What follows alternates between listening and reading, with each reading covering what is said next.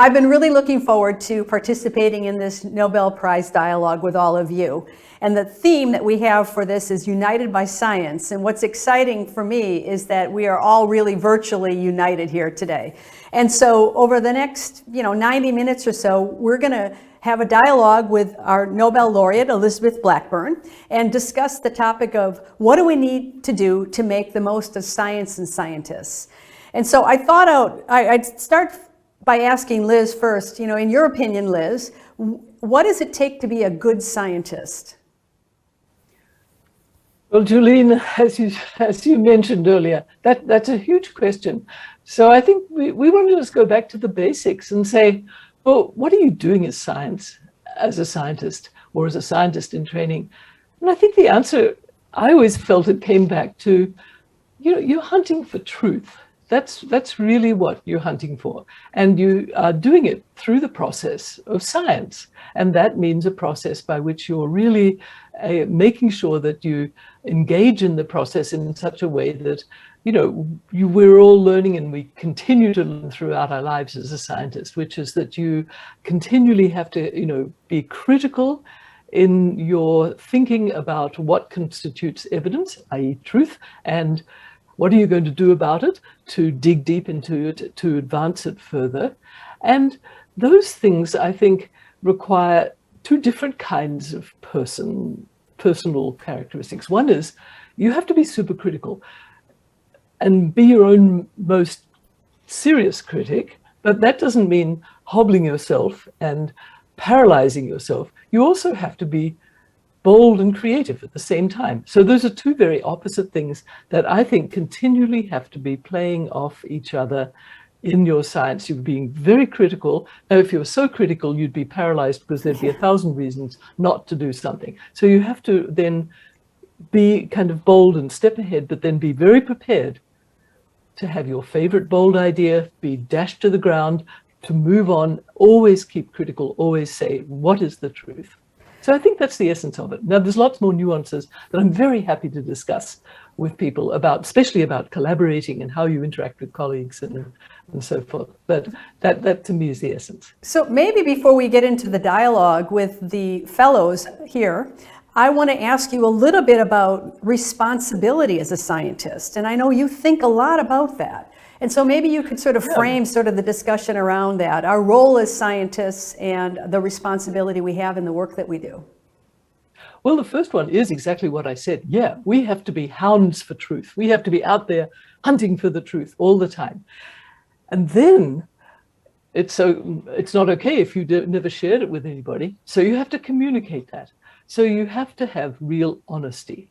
And honesty in how you communicate to your scientific community. That's clear, right?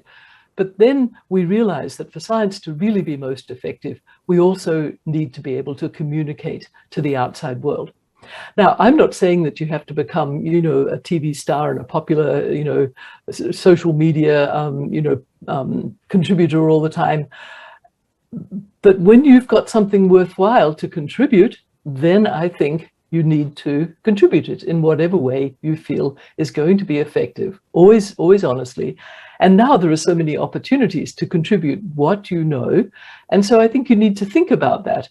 And one of the aspects of contributing well is really getting it clear in your head. And I have to say, all the communication over the years I've learned, to do, I've learned that it's really good for my science too, because it makes me think more clearly. When I'm realizing I have to communicate something that could be complicated, I have to be really clear in my own mind about it.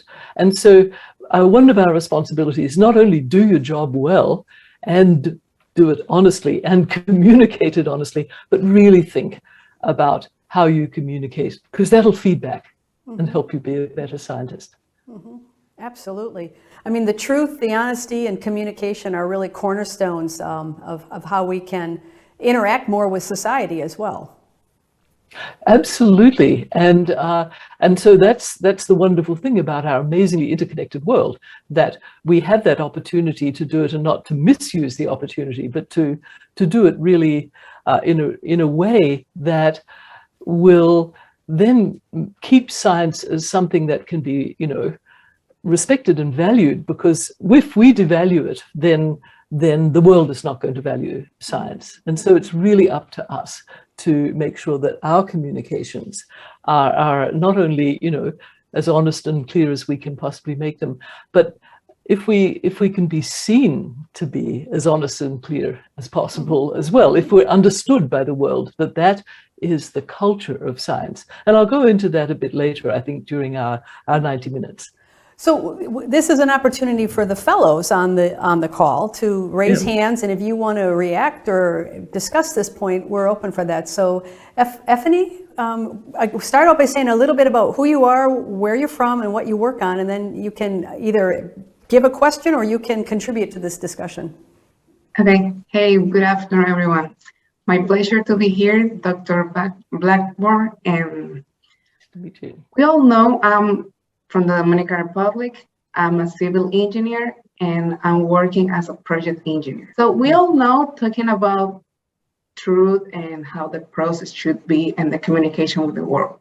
But we all know that the science is a powerful weapon that can be used for good and as well for bad. So my question is, in this situation where a scientist have been challenged for, in a case where his belief or his ethical value are challenges for the mayor to get a result in a research, what would you recommend to those people to do? And also, what are your thoughts in regard to this, to the ethics in science as today? That's Thank a great you. question. Yeah, it's a terrific question. And I think basically what you're talking about is when other pressures start to conflict with what we really value as scientists. Is that the essence of what you're saying? Yes, that's there correct. are conflicting things. There are pressures. You're told to do something. And this is where, as a scientist, it can be very tough, because there might be immediate pressures that, maybe one's job depends on or something like that. And you have to really make an individual decision. And so one of the things that I've been working on recently, and I'll now bring this in, is that in our profession, it's very interesting. Unlike the medical profession, which has something which is called the Hippocratic Oath, you've probably all heard of it, and it means you have a code of conduct. And basically, we don't have a code of conduct in science. And so I've been working on something, and I'd like you to jot it down and then look at it after our 90 minutes. And it's Guideline for Scientists. And this has been something that's been got together with a whole group of scientists, young and old, and especially young, and have come up with 10 kinds of goals of what you should be as a scientist. So it's called Lindau, because that's the place. LINDAU guidelines.org, all one word. Don't do it now, but look it up later, because it basically is, if we have a code of conduct as scientists, then you've got something to refer back to where you can say, look, I'm a scientist, this is what we do. It's not like, oh, you're a picky person and you're being awkward and something. It can help to depersonalize it. But it is up to you. And that's the difficulty, because I know there are many times when a drug company might want a certain result, when some environmental situation might want a certain result, where an industrial employer might want a certain result, a political employer might want to hear something. If you're not doing that, if you're not adhering, to what we know as guidelines, then you're not being a scientist anymore. You're functioning as a citizen, as an individual who's made certain choices. And I think that's where you, especially as the young generation of scientists, you can grow the culture, right? And it's in line with what you said about being truth seekers, and then the honesty, and then being able to communicate that to people in a way that's understandable. Yes, and that's a really good point.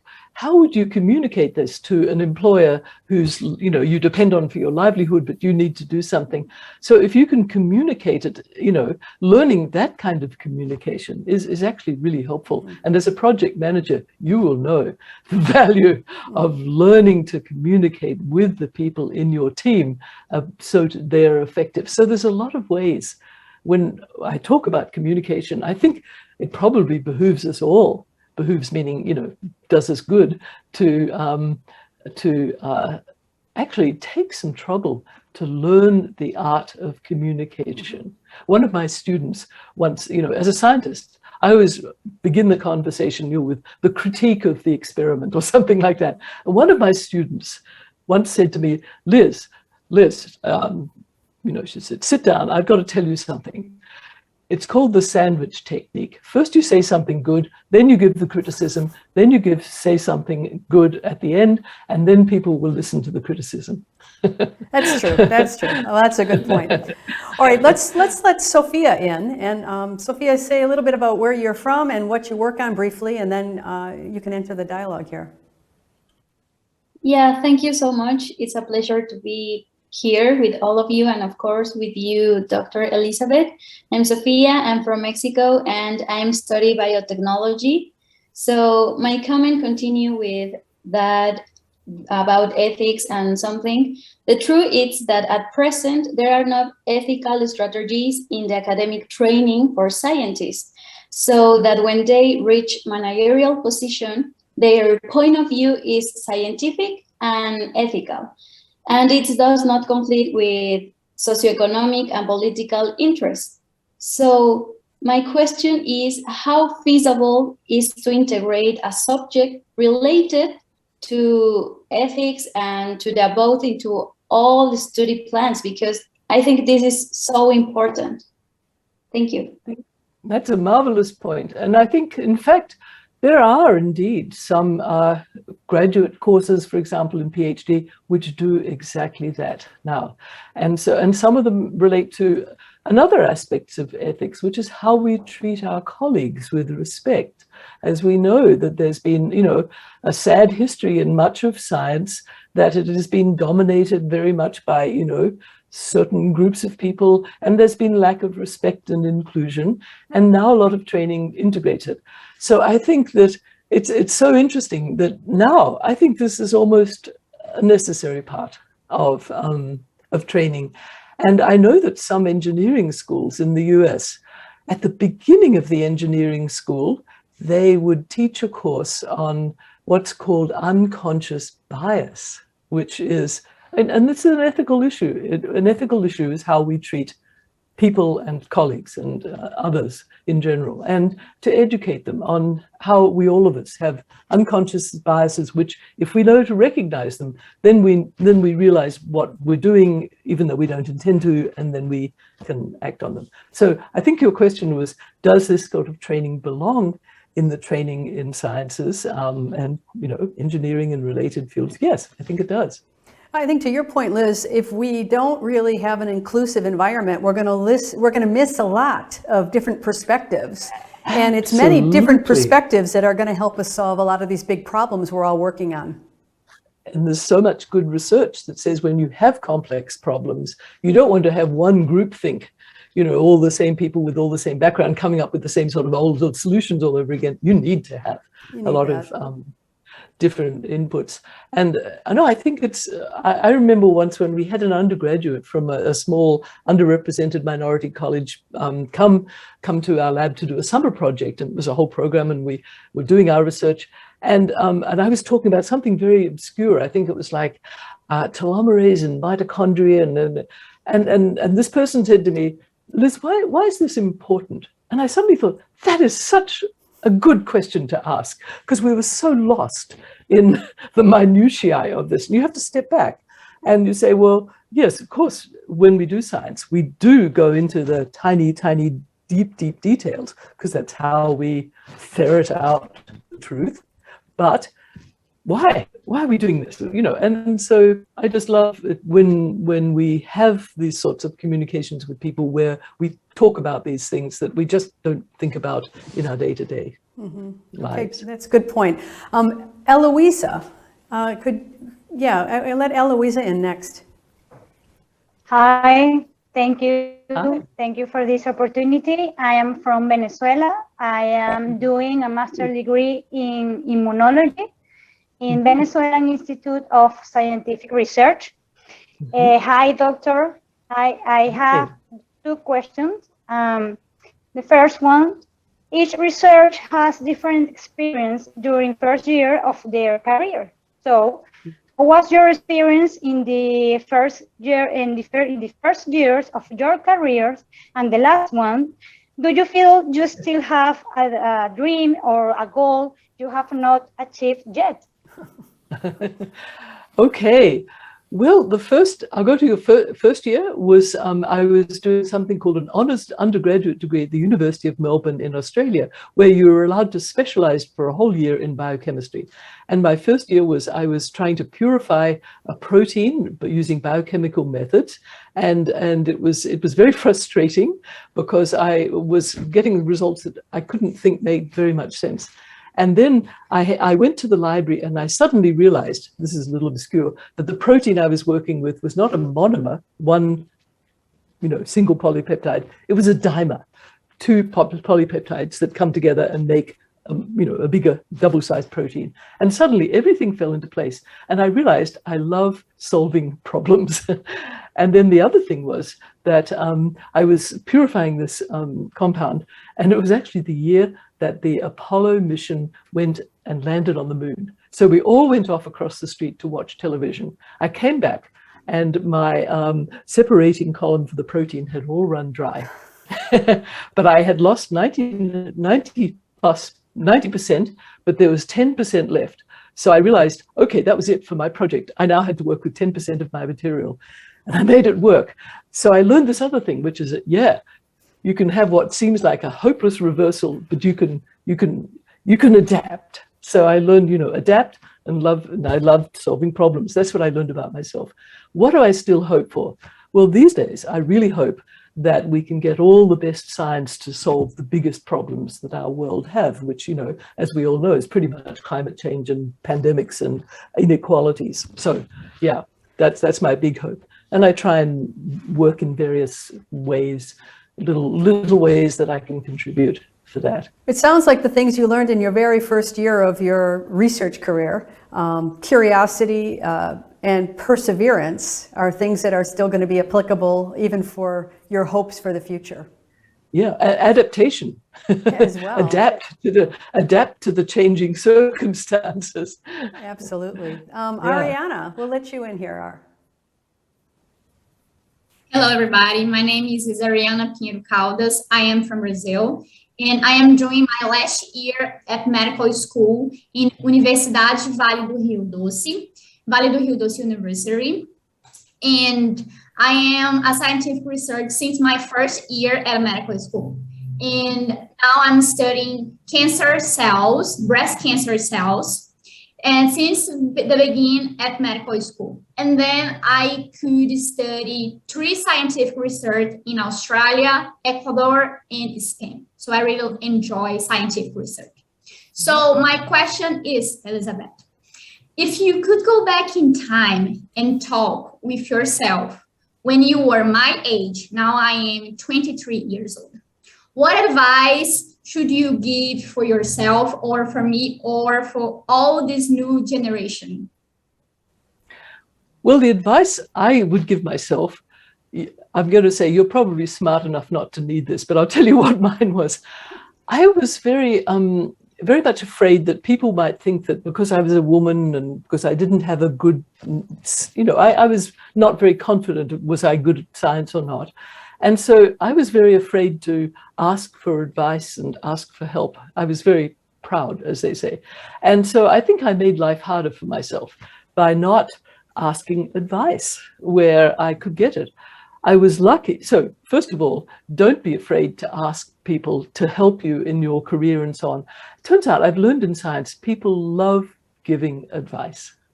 They don't think badly of you if you ask for help and advice. People love, lots of people love to help you, and they're there. They're all, you just ask. So that's the first thing I would really very much do.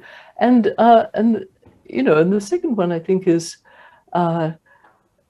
that's the main. Well, can I ask you, Elizabeth, a lot of times people, I don't want to use the word imposter syndrome, but the early phases of a career, a lot of people feel like, I don't belong, or I'm not good enough, or maybe I'm not in the right university. And I guess what we're hearing from you is that we shouldn't really listen to that because everybody belongs. Well, yes, and related to that was when you're in an environment where there are people, as I say, people are happy to give advice, but, this whole idea of what we call mentoring, which is that, people who will take your part and show you that, yes, you can do things. Now, I feel lucky. I had some mentors who stepped forward because I was, too proud to ask for it. But there were people who did say, recognize that I wanted to be a scientist and could do it and really encourage me. So hunt out those people as well. Don't rely on them coming to you. Well, I'm going to ask the group here, how many of you actually have a mentor? Because I'm going to put my hand up because I do, but how many people have a mentor? Somebody you can really talk about, research, career training, and other aspects of your science. And a mentor, as Elizabeth said, is probably a great person to have on your career development team. And for more aspects than that, just how many, so all of those who didn't, okay, when you leave, start thinking, how am I going to go and find a mentor? And by the way, a mentor can be different things. A mentor can be somebody for what is my career path at this stage in my career, in my university, what are my next steps? And a mentor might also be somebody like, I have a family and I'm trying to work out what are the sorts of tricks that I can use to use my time better. I've had mentors who have taught me how to manage my time we have one son, and, how to manage my time. What sorts of things did they learn that was really helpful for them? So you can have different categories. You could have a whole team. I mean, you could have a mentorship team, actually, is what I think you're suggesting. Yeah. And they don't have to know all about each other. Each one is an individual that you relate to, but don't be proud. That's what I would advise. Really seek out people and say, and you can say, will you be my mentor? That's okay. Mm-hmm. That's a really great advice. Okay, Elias, we'll have you in. Hi. Good afternoon, everyone. I am from a small city, Ahuachapan, in El Salvador, Central America. Oh, right. I studied PhD in evolutionary economics, focused on innovation systems. I studied in Spain, thanks to Erasmus scholarship. Great. Dear PhD Elizabeth Blackburn, according to World Bank data, R&D expenditure as a percentage of GDP in Latin America has gone from 0.57% in 2000 to 0.67% in 2018, an increase of 18.13%, while in high-income countries for the same period, it has gone from 2.33% to 0.59%, an increase of 11.22%. Therefore, also the increase in our region, Latin America, has been greater. We have not yet reached 1%. Given this, what strategies do you recommend to academia to convince policymakers in Latin America to invest more in science and technology for the economic development in a region? Okay. Yes. Thanks. I'll give you an example. In the United States, when the scientists in the biological and health and medical sciences want to get more money from the government, Congress in the US, they argue that every time there is a job in research, medicine, biotechnology, it creates something like, 3 or 4 more jobs. They also show that if the government invests a certain amount of money in research in one, let's say, one state, then that creates, over the next few years, a certain amount of extra money. So you can look at the National Institutes of Health in the United States, and they have this economic equation in a form that is public and presentable. So one can go to the policymakers and say, it helps your country economically to invest in this kind of research, which includes innovation. Does that help answer your question? I mean, that really does frame the argument in a sensible way, because it is a way to stimulate the economy. Putting money into research actually stimulates the economy. So that's a real powerful message. Absolutely. Yeah, well, and thanks. Creates jobs. Jobs. Creates jobs. So thank you so much for that. We've had that question before, so it's a relevant question, and I think that you've given some good facts for people to use to help to convince the government to potentially direct more funding into research and development. Okay, Isaac, could you please say a few things about yourself? Where are you from and what do you work on? Hi, Elizabeth. I'm Isaac Diaz, and I am a biotechnology engineering major at the Costa Rica Institute of Technology. I don't have a question, but I wanted to comment on this one topic that I really think is one of our major challenges if we really want to be, as the name of this event says, united by science. And that's basically science being for the people. The dissemination of scientific knowledge is a commitment that we all as scientists must assume. Many times the notion of us working for society is neglected, and we let ourselves believe that that science exists. It's like within its own bubble, far away from the outside world. And this is evidently not the case. We ought to universalize access to science and the benefits that may come with it. I really think that it is imperative for science to be demystified and to make its reputation as something complex and far removed from the everyday life of individuals. And it has to be acknowledged that simplicity in the way that science is explained does not imply loss of rigor or veracity in its results. And that's something that a lot of people in the scientific community should be able to understand. I think that we as scientists must understand that our task goes well beyond the laboratory, and we should get involved and actively participate as society shapers to ensure that any important decisions being taken are responsible and science-based, but also contribute significantly and correctly to the development of regions, especially Latin America in this case. For doing science personally, I think it's pointless if knowledge and anything that may stem from it is not owned by us all. So I wanted to know what you think about this, and what is your approach in science communication? Well, of course, I agree to that. I think one of the United Nations rights of humans was the right to information, which is something we often forget. But I think that's a marvelous, framing of how important everything you said is. I'm going to throw the question back to you. You just said a lot of wonderful things that I agree with, and probably most, if not everybody on this call, on this Zoom agrees. But what do you think? What do you think you're going to be able to do? What are you doing?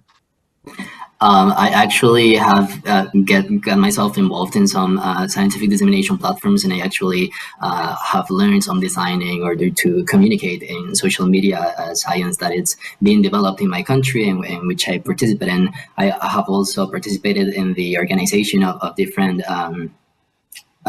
national events that cover these scientific topics that I'm involved in. But I really think that it's really important the way we communicate science. It has to be simple, it has to be for the people, because most of the time the technical language creates a barrier in within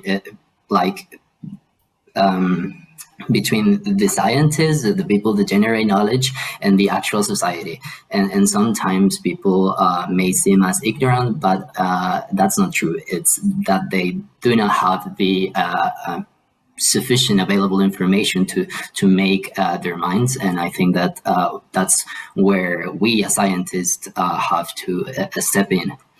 Well, it goes back to this know your audience as well. I mean, because you're going to speak to a lot of different groups of people, and we have to be nimble enough to be able to speak to the audience.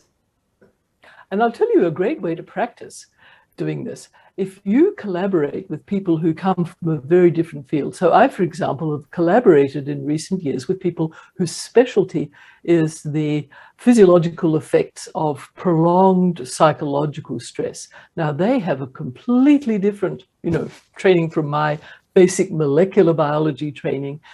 I had to learn to speak to them, and they had to learn to speak to me, because we spoke, even though they were very rigorous scientists of a very different kind. They had their own language. I had my own language. It wasn't like one was superior to the other. They just approached questions from, the molecular versus this other area.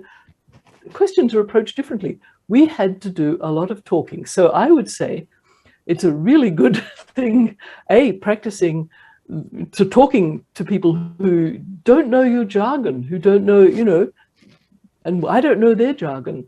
And so a lot of you will be collaborating with people in somewhat different fields, but make a real point of seeing if you can explain that. Because if you can't explain it to another scientist, then you've really got to work to explain it even more broadly. But it's a terrifically good exercise. And I'll just tell you one little thing. When somebody who was in the psychiatry field, the clinical field, and they had samples and they said, we can give you blood samples. Now, we worked on the molecular nature of telomeres. Where are telomeres? They're at the ends of chromosomes inside cells.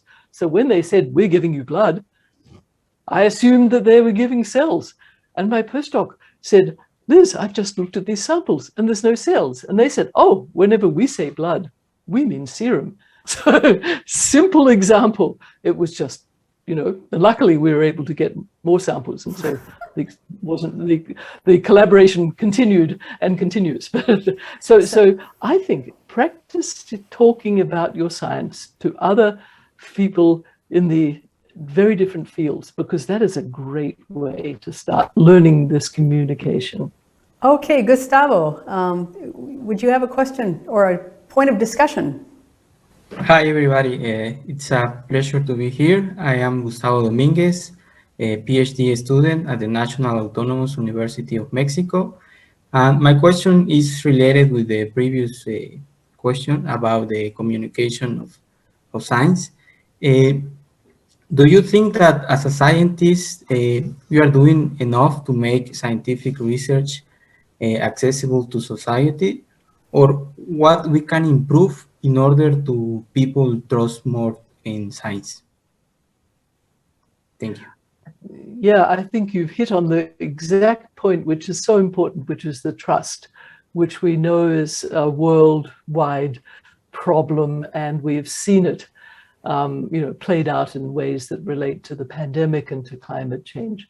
And so, communication is one thing, and I think we touched on the idea of not only communicating the science and trying to be clear, which there are various ways we can teach ourselves and be taught how to do that better and better, but also, what does trust involve? And it's been pointed out that trust often involves people you interact with directly or people who are in your community, and so that's a very good way to start. And some people just sort of know scientists, but you interact with other people. You go and you buy food at the store. You interact with a lot of people, and I think if you can show them that you're a human being and that you're a person, then somehow the word scientist won't be some distant, white-coated figure alone in a lab somewhere. It will be, it's that nice fellow who comes and buys, croissants or bread from me once a week or something like that. So I think, showing your humanity is a big issue, and just, it matters. Showing that you care about people. Yeah. Mm-hmm. See, is it Isabel? Isabella? Hello, everyone. I'm Isabela Ferreira. I'm from Brazil and a PhD student in health science, focusing on oncology at the Federal University of Uberlândia in the state of Minas Gerais. First of all, I'm glad to be here. It's a huge pleasure talking to Dr. Elizabeth Blackburn, such an amazing researcher.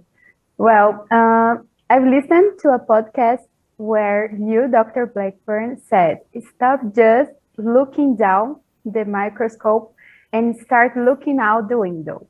So I have been thinking about this, and I would like to ask you, how can we, scientists, effectively do this? What's the is the real meaning of this phrase for you? Well, when I say looking down the microscope, it was actually also looking at molecules. So it wasn't just down the microscope, but the public understands what a microscope is, that you're looking deeply into something. So I think that it is important to, looking out the window to me meant more and more it became clear that the kinds of things we had learned through doing in-depth science would have potential applicability, relevance to broader things in people's health, for example, and disease implications. So that's sort of more looking out the window, even though I myself was not the expert in, say, clinical oncology or something. But that kind of thinking, I think for me, as I look through my career, it was important for me to become good at something. I happen to be, getting good at the parts where you're looking in depth, molecular and cellular, detailed sorts of approaches. And then you can bring something to a collaboration where you can now start to collaborate with people who are looking at things in different ways. Maybe somebody who's looking at something very broadly can now realize that they would get value by working with somebody who's looking down the microscope in depth. So I think you want to be thinking about these things, but you also do want to be really investing the terrific time and effort that it does take to be a really good scientist, to be really good at what you are, because then you have something valuable to offer. I think we all want to solve the world's problems, all of them, right?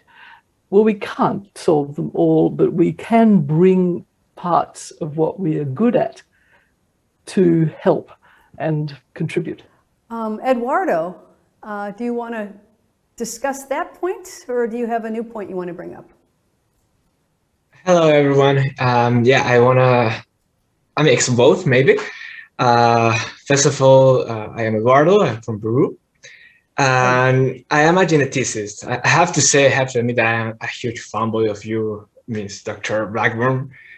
During my subjects, in chromosome structure or oncogenetics, I have literally read your papers, and I am so it's my honor to be here with all of you. But well, now I am doing a master in health policies. And maybe it's this way. Like many scientists, young scientists or old scientists in Latin America, things like, okay, we are scientists, we are supposed to do lab jobs, maybe bioinformatic jobs, and that's very, very well. That's great. That's okay. But maybe in relation with, for example, how we can involve science and policies, or how can we, look out of the window, through the window. Maybe you can recommend for the young scientists to do, you said that we are supposed to know something really well, to get something to give to the other part of the world, to the other people. That's great. But do you think that a scientist's place is the lab, only the lab? Or what do you think? What do you recommend for the young scientists to do in this, with these energies and young age? Oh, I think the lab is only one kind of scientific research. You rightfully pointed out bioinformatics. There are computational scientists where really, deep understanding of, things like artificial intelligence, just as a popular example, where, we think of it as a tool in some ways, but there's a great deal to be learned about, really deeply, how does that computer science actually work? And so that's a kind of science where you'd never be in a lab per se. there is the kind of science where I think you're talking about health policies. This means being in the community, but understanding how you can best make the information that you get from working in the community rigorous, reliable information that can then guide policy well. So I think the lab is one kind of training ground because it sets the setting for that kind of thinking. It is a useful training ground in that way. But so long as the thinking is there, science is all about the process and the methods, right? That's really what it's about. But it can be applied in so many, and can be, lived and practiced in so many other settings besides the lab. But it's just, you're quite right. The traditional view is it's in the lab. But if you were studying health policy, I think there's huge amounts of important things that one learns out the window, right? But even there, you do a lot of research and you have to be able to sort out sort of fact from fiction and have kind of an evidence-based recommendation for moving forward. So rigorous scientific training could be applicable to many different professions moving forward. Yes, yeah. And I think you could probably do superb health, community, population science and never have set foot in a lab. Right? You might want to be able to understand some of the biometric and biological and biomarker criteria that are used, for example, or medical criteria, but really the methodology and the critical thinking critically, that's what science, as we talked about at the beginning, that's really what it's about. You really got to engage your brain in this. And there are structures and ways of teaching this, that's what science trains us to do. Mm-hmm. Well, that's a good point. Eliana, welcome. Oh, hi everyone. My name is Eliana and I'm from Colombia. I'm a nutrition and pharmacy student. Well, as you are all talking, I believe scientists are more needed nowadays than ever because governments have been realizing that we have to take action now before it's too late. So, for example, the consequences of COVID-19 around all the region and around all the world have been really impacting our lives.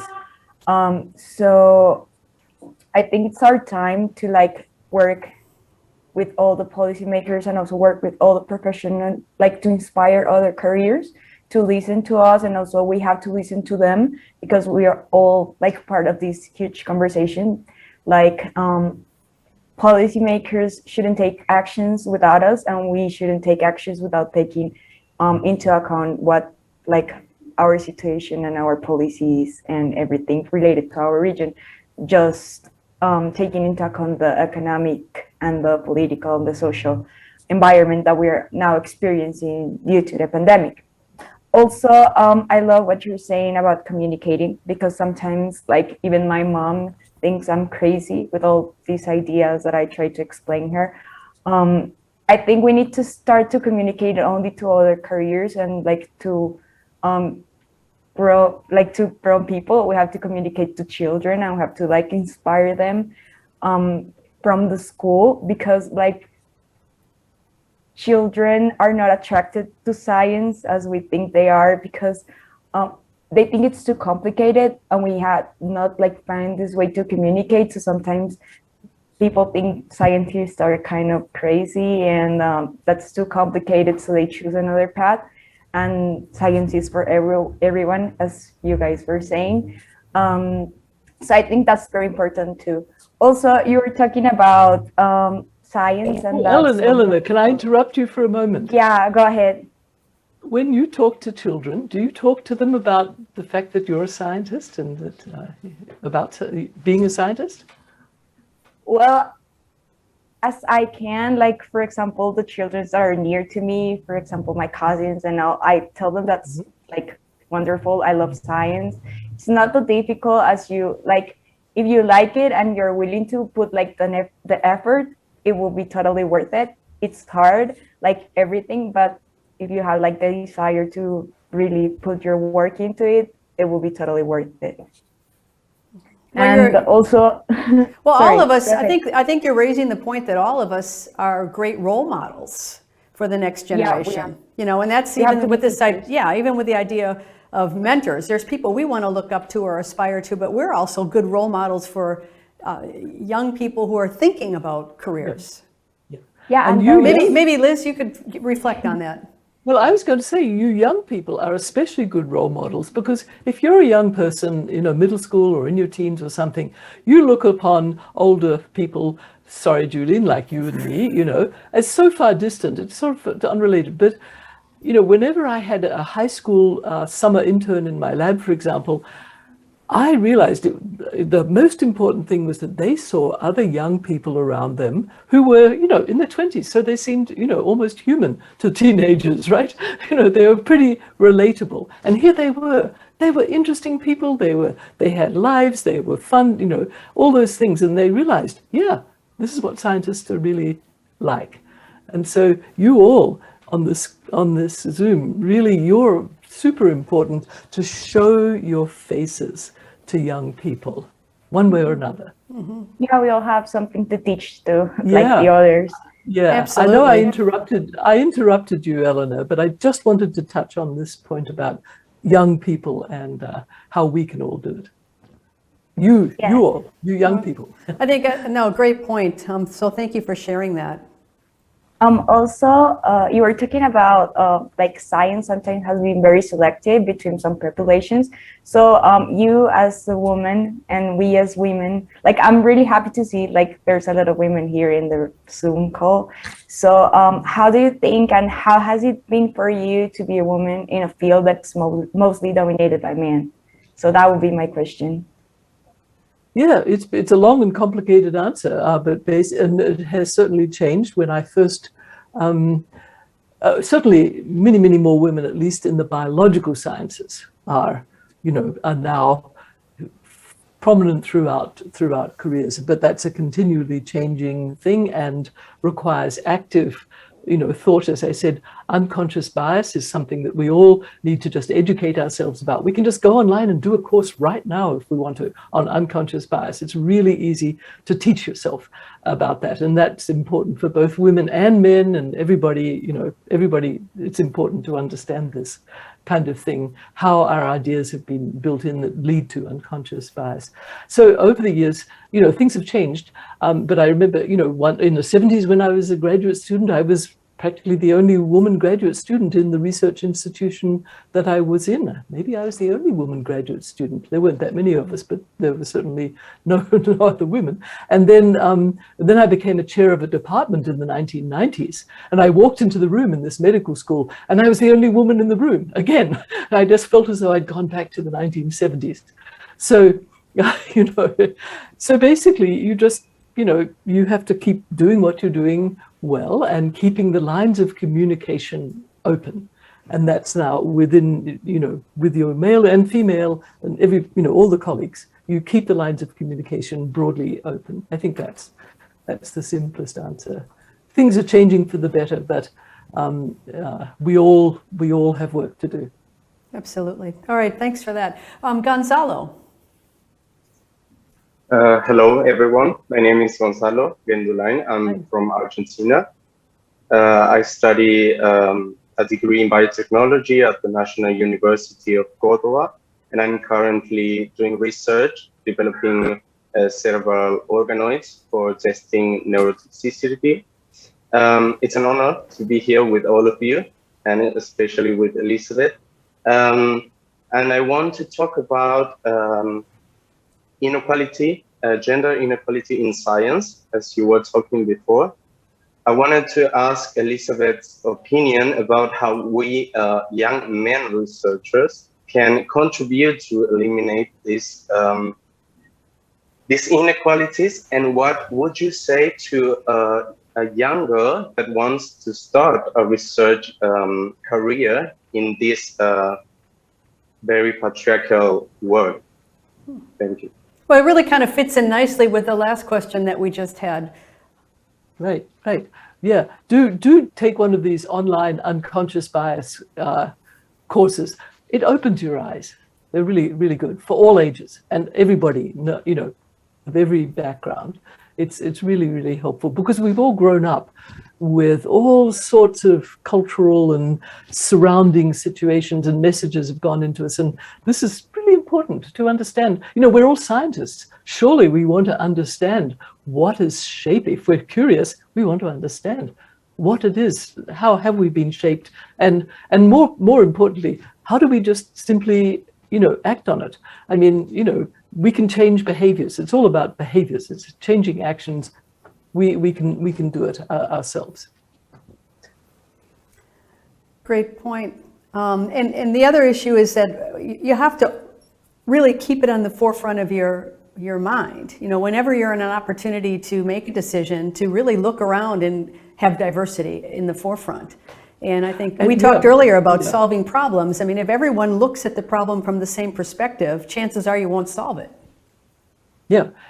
And it's all around you. And so I think Julien's point is really important. You have to be alert, as you said, as a young male colleague, as you a female colleague, whatever, you have to be alert to it. And so, for example, I was on some selection committee in an internal institutional one. I don't have to go, And so basically the different heads of different departments were asked to put forward a name nominating somebody for a rather prestigious fellowship, and then that person would be chosen by the selection committee of which I was a member. And I looked at it and I said, I'm sorry, every one of these is a male. I don't think this is right. Go back to the drawing board, said to the chairs, go back to all the chairs of these departments, the heads, and just say, look, this is not tolerable. You've got to think about something else, about others as well. So sure enough, they came up with terrific names. They just needed one little prompt. So, and you can do that, even as collectively, we all can do that. We can all do that. Yeah. Yes. Yeah. Great. Thanks. And now, thank goodness, this is not unacceptable to do that. It is now totally understood that it's the right thing to do, and that's been an evolution over the last decades.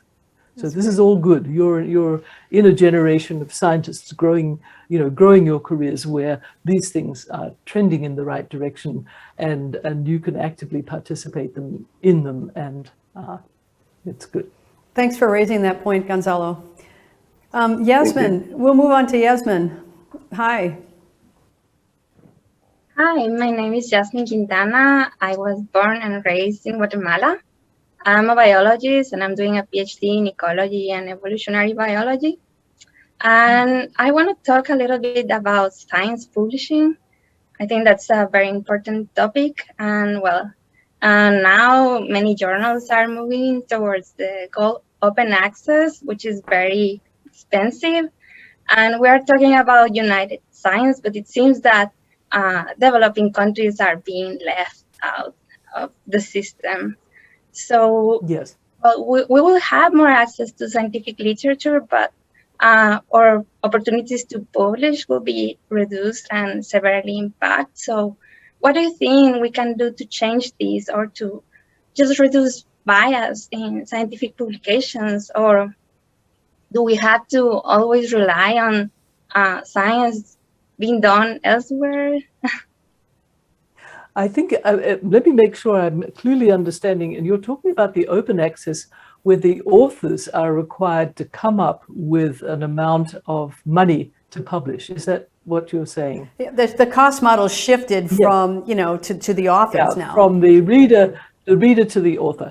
Right. So your question is certainly very timely, because there's been a lot of thought and action going into this very question.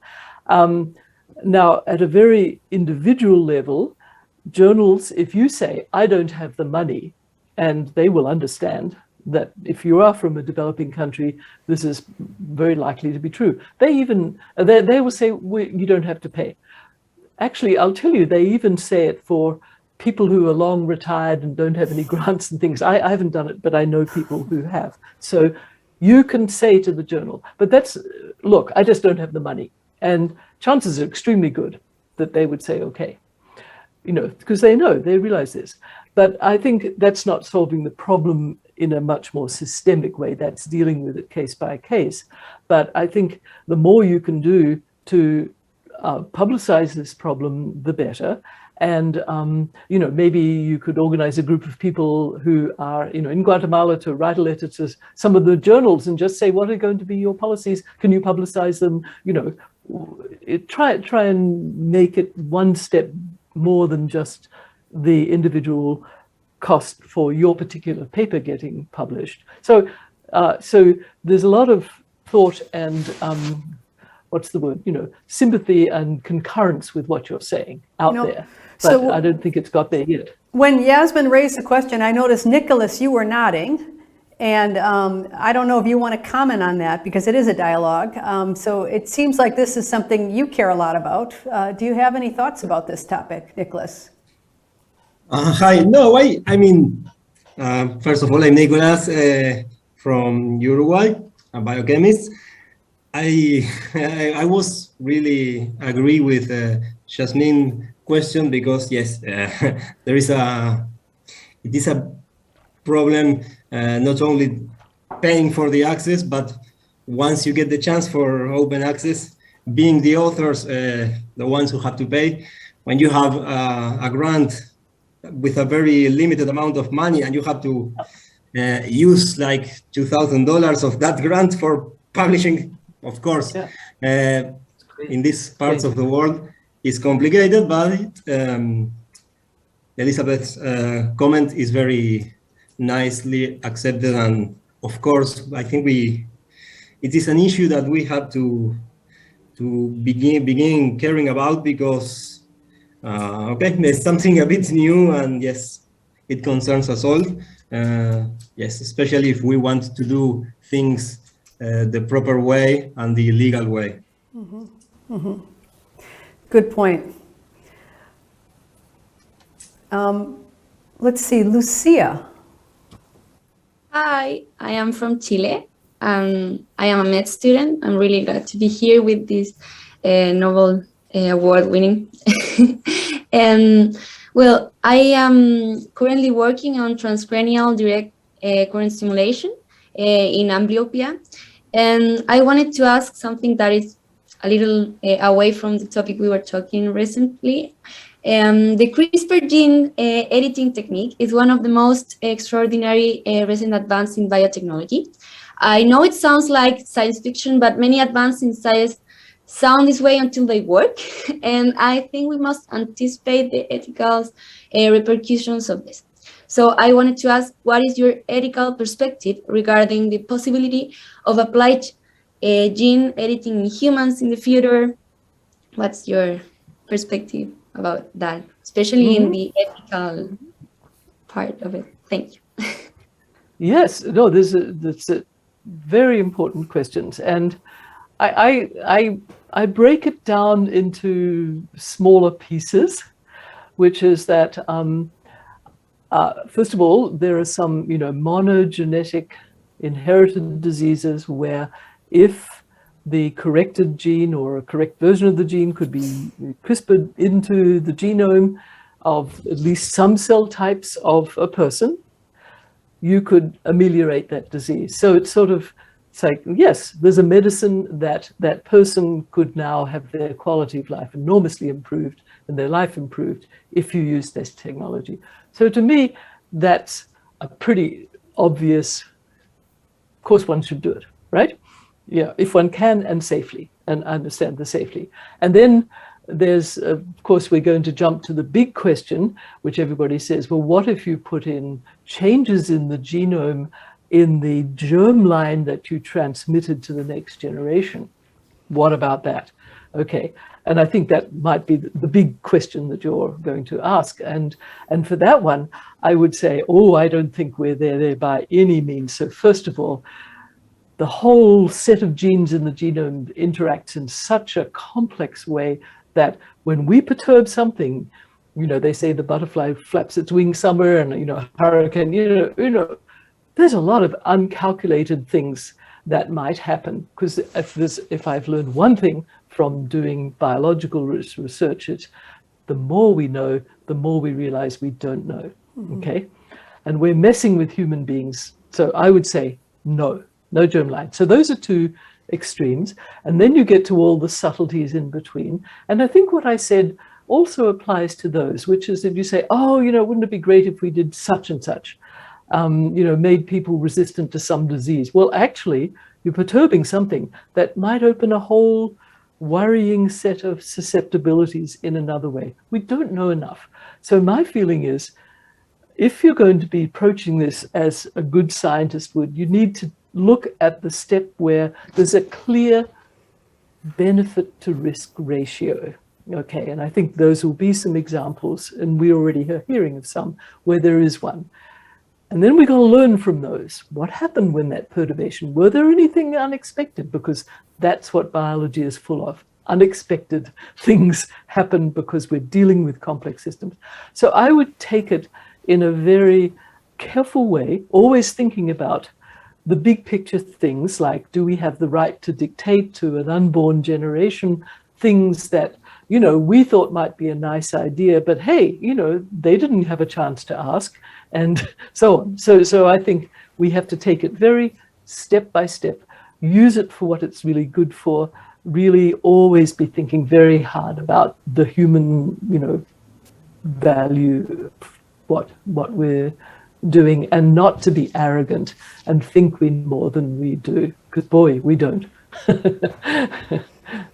Well, that's certainly when it comes back to this responsibility as a scientist as well, is, you know, yeah. And we're sometimes tempted to use the information we have, you know, because we think, oh, we know the science of this. This could be so good. But there's all this. I'll just give you a great example. So in cancer cells, telomeres get maintained very vigorously by different means in cancer cells. And that makes the cancer cells in the lab, in model systems, very susceptible to certain drugs. Mm-hmm. So you think, great, give that to the patients. When you talk to the clinicians, they say, yes, but when you combine that certain drug with something other in the situation, there's a big side effect issue. And, you know, so as a scientist, you say there's a terrific rationale for this. The person who knows the whole person, the oncologist, the clinician, says, wait a minute. So, you know, as a scientist, we want to be helpful, but we have to really realize our limitations in terms of the knowledge we have. Mm-hmm. Good point.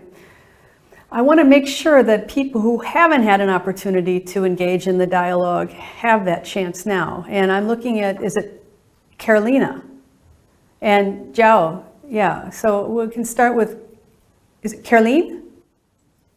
Hi, good afternoon. Yes, it's Caroline. Hi.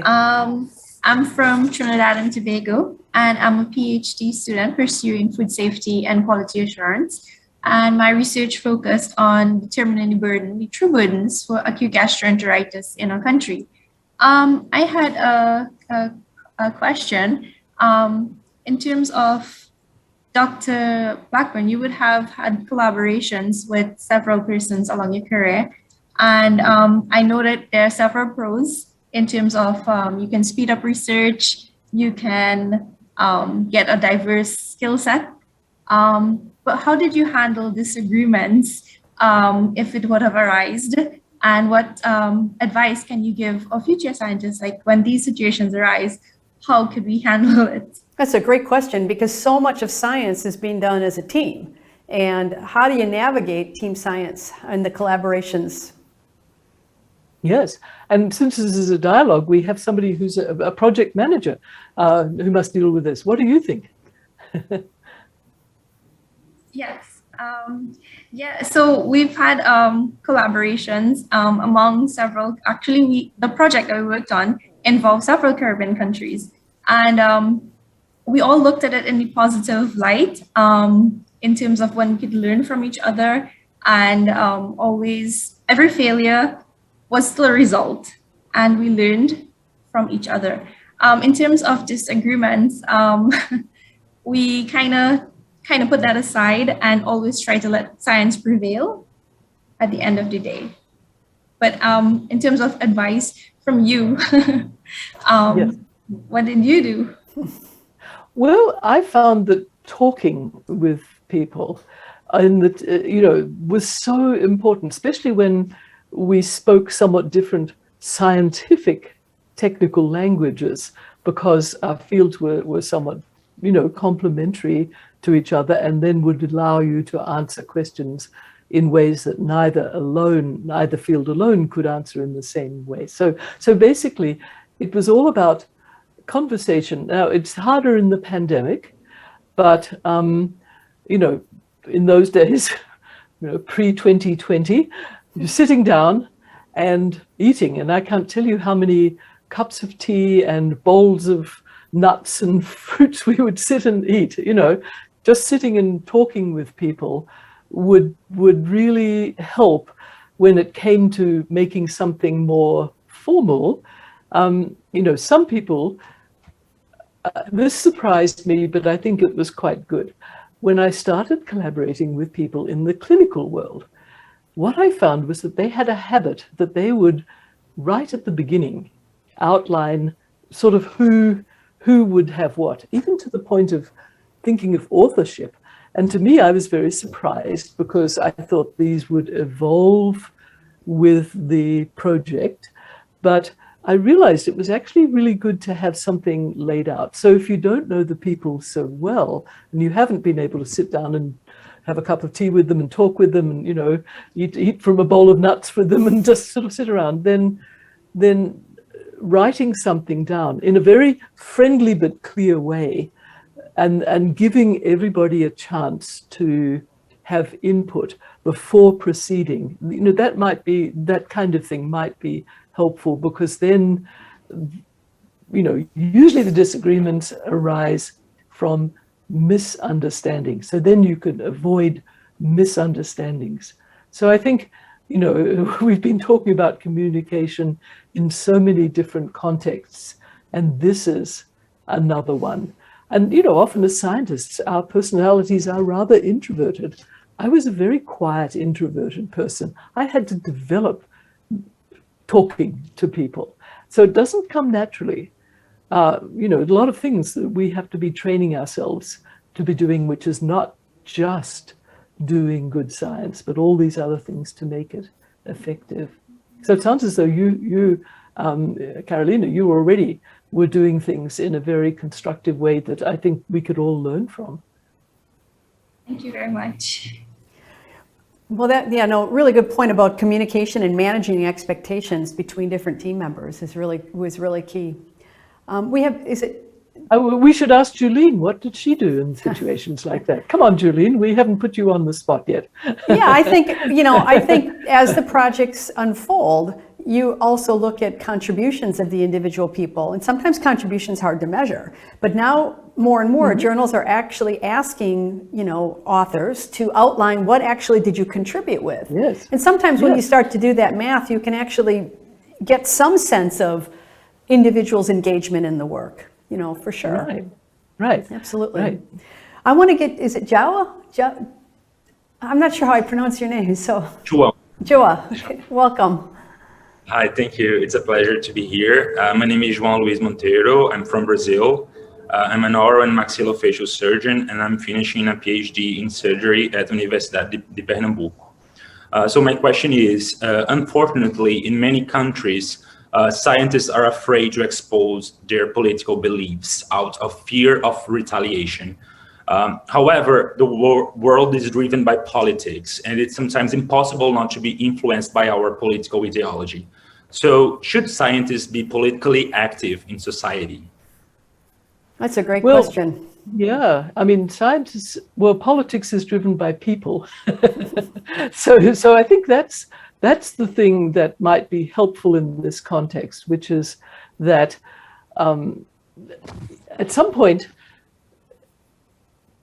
being political means, you know, what you stand for as an individual and so forth. And so I'm going to step back a little bit from this and say, well, you know, I've worked for various I've worked for a state university, worked for a non-profit research institute.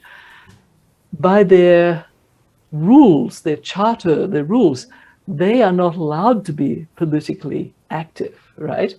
And so with that hat on, you actually are forbidden by the terms of your employment not to be politically active in the sense that you're representing that institution. But then you can be politically active as an individual, right? And so then you have to really be thinking about, well, you know, what risk am I going to take? I'm going to say something, which is that I've noticed sort of observationally that when somebody takes a stand, very often they find that they're much more supported than they thought they were, that even though they were very afraid, it often surprisingly pays off. But I totally understand it can be a real risk. And each individual, you're going to have to grapple with that. But with your scientist hat on, I think science is not as such about politics, but with your individual as a person, citizen of the world, citizen of your country, your community. Yeah, that's the decision you're going to be making. But my advice is actually, you'd be surprised. I find that you're really afraid to do something and you step out and you say it, and it's actually not so terrible. Well, I think a lot of what you're saying is that you have to do your own assessment of your your comfort level with that as well. And so it has to be pretty individual. Yeah. And your conscience, right. But you don't really have your science hat on. You have your hat on as a person. That's right. But I'm fully appreciating all the complexities of what you're saying, and only trying to give you my probably inadequate answer. But we all grapple with this at some point. And at some point, and I think the main thing is to think, well, how can I be most effective at doing, if I'm going to do it, what am I going to be? How can I do this most effectively? And I've certainly found having advice and mentors has been really good, because that's not in my training to understand the political thing, but I can talk with people who are more, trained in that and listen to their advice. So we have Effany as well. Do you have a new topic you want to bring up or comment on something we've discussed? Honestly, I really would like to ask Dr. Blackburn in regards of her most challenging situation that she has faced during her career as a scientist, and also her proudest moment. That's a really tough one, because I've been in science for probably a good 50 years. I'm going to avoid the question. Well, it's probably so many different things that you've had to deal with, and it's hard. But you can tell us what's your proudest moment as a scientist? Proudest moment as a scientist. That's hard too, isn't it?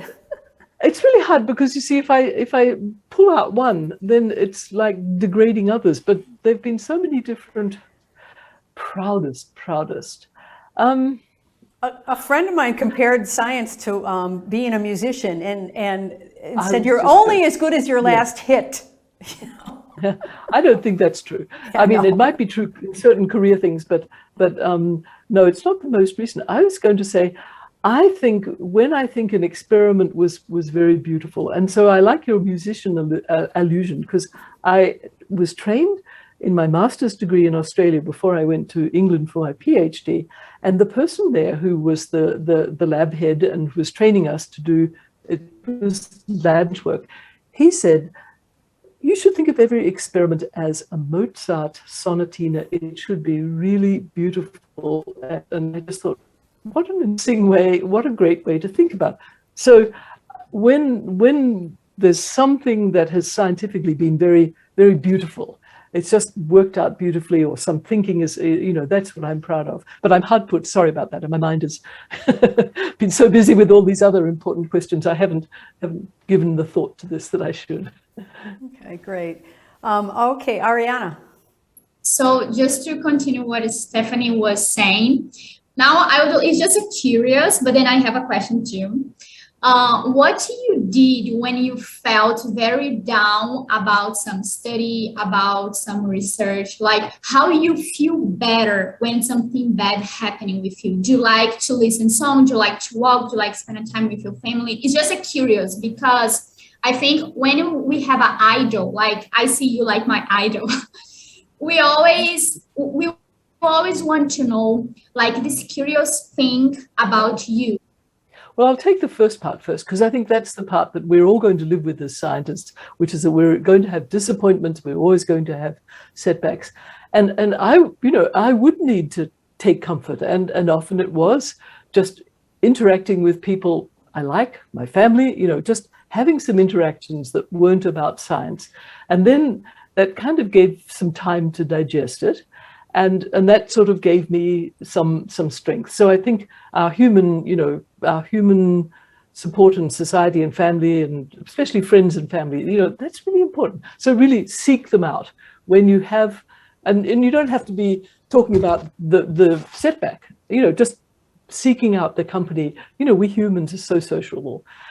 The other kind of setback is sometimes there have been a number of times you get a paper back from the reviewers, and the reviewers have said all these things, and they're just like, oh, that's not right, that's not right, that's not right. And the editors have said, oh, you've got to take care of all these things. And you read the reviews and you just think, they're so wrong, they're so stupid. I let myself get really angry for about a day or two. Just rage, okay. And then just get up and, go through all the things again and just say, these are the ones you're going to deal with, edit, and start to deal with it. But I found that it was quite helpful to feel really furious for at least a day or so, and partly it was furious on the behalf of my trainees, my students, my postdocs, the technicians, people who had been working so hard and doing this work. And here they were not getting properly credited for what they were doing. And I felt angry on their behalf. And so it wasn't just my ego. It was like, no, so give yourself a bit of time to, don't break any furniture. I think all of us can relate to reviewer two, or that, right? I mean, we all can relate to the, Yeah. Just don't break any furniture or hurt anybody. But but seek out some people you really like being with, and that is amazingly helpful. So we have just a few minutes left, Liz, and so as we kind of come to the conclusion of the dialogue, what other kind of inspiration can you give us, in terms of what it takes to be a good scientist or responsibility as a scientist? Well, I think it does take persistence, and we just talked about setbacks, and so we all know there's going to be setbacks, but I think if we can train ourselves to be really comfortable with uncertainty, that can be helpful. I want to make sure everybody had a chance to get in. Elias, last time you were in, you were talking about science policy. I'm going to give you a chance to give do you have another question, or you're satisfied? My second question, dear PhD Blackburn, is, your discovery of telomerase opened potential avenues to fight cancer. In your opinion, will a cure be found for this illness in the next 20 years? How could this be? Curiosity. So you're asked to look into your crystal ball and let us know if you think we'll find the cure for cancer in the next 20 years. Could well happen. Could well and happen. Better still, and we might be able to intercept cancer early enough by understanding it that we could actually prevent it from, progressing fully into cancers. I think we could find a lot of ways, but I think if we wait for the full cancer to develop, that's going to be harder. More and more, I like the idea that we intercept cancer, understanding its early biology, so we can catch it early. There's so much done with biomarkers and diagnostics now that's kind of revolutionized the whole field, and we've got a lot of people nodding their heads yes to this. Yeah, and not just diagnostics and detection, but actually being able to understand the biology. This is the early event. We can have a treatment before the cancer has become so complicated that it's able to evade so many other cancers. And the immune system is our great ally in all of this. Absolutely. Okay, we have time for a few more questions here. Eduardo, you've been wanting to get in for a while. Yeah, great, thank you. Well, I want to introduce a subject, a serious one, about the mental health. We know that, for example, PhD students are much more affected from, diseases, mental health diseases, probably because the stress, probably because the frustration about maybe the experiments, maybe the financiation, how the money gets. I remember when I was applying for a PhD that was frustrated because of the pandemic, but I have a mentor that asked me, "Are you sure that you want to follow this path? I mean, maybe because I want to do much more applied science, maybe you will prefer to do a medical degree, not a PhD or an MD PhD. and many other paths. I mean, like, hey, taking into account that there is not one only path for a scientist. And this PhD path is many times compromised by the mental health. So I don't know, what do you think, or what do you can advise for the students to manage this situation? Yes, well, not only the students. I think any program in any institution that takes on a program of PhD students has to recognize, it's getting better, that yes, this is a very real issue, you know, for everybody, including notably PhD students in this context that we're talking about. But I think that what it needs is that, yes, we have to recognize this is real, and there's various pathways that one can, you know, help deal with mental illness, including programs being very flexible about timing, for example, you know, realizing that the time frame may be different if somebody has to grapple with you know, mental illness or mental situations of various kinds, and understanding that, you know, we have to time appropriately. We also need to have very good sensitivity to when somebody is in that situation. So this has been a learning curve, like so many, you know, and the pandemic has sort of been helpful, you know, in all the bad ways, of course, it's happened, but it's also highlighted certain realities. And I think the issue of mental illness and, you know, mental situations that weren't taken seriously are now really being recognized. So I'm hearing what you're saying is a very important part of, you know, it's certainly part of the PhD training, and of course, much more generally as well. That's probably true for society at large, because we're understanding much more about mental health issues. Yes. If you just look back 10, 15, 20 years ago, and environments are being kinder. There's better ways to understand, identify, and hopefully help people who are struggling. Yeah. Yeah, and part of that has been really science, medical science, and, you know, applying what we've understood about not only the brain but the physiology. This actually has helped to sort of say, yeah, this is actually what's going on, and a certain amount of demystification is very helpful in terms of much broader, you know, acceptance of what's going on in people. That before it was so mysterious and frightening, it was sort of pushed under the rug and not properly dealt with, and more I think we are improving societally in dealing with these things. So I hope that carries through to PhD. Absolutely. programs. Okay, I think we have time for one more question or dialogue point, and that would be from Sophia. Yeah, thank you so much.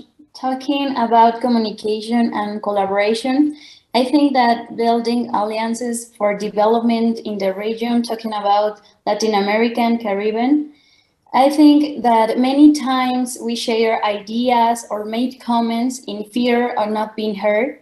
So please, Dr. Elizabeth, tell us how the opinions and ideas of students toward researchers may be heard and taken into account as if they are coming from a colleague. Thank you.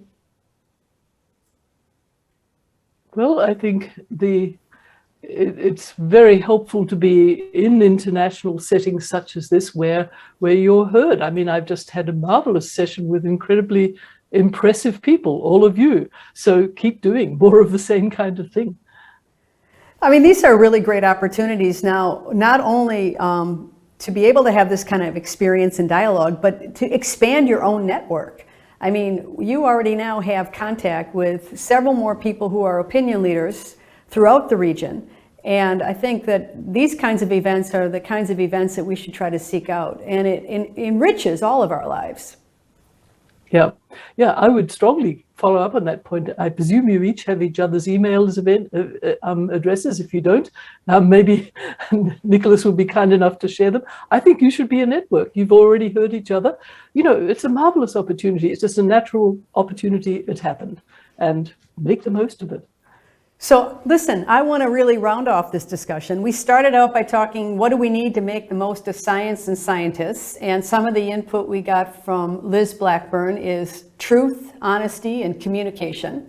And we spent a good bit of time for many of the topics discussing communication and how we can reach different networks. Mentorship, we talked about diversity, we talked about inclusiveness, and Liz, you shared some thoughts about responsibility as a scientist, and you know, one more pitch about this Lindau position that Lindau, yeah, Lindau, LINDAUGUIDELINES,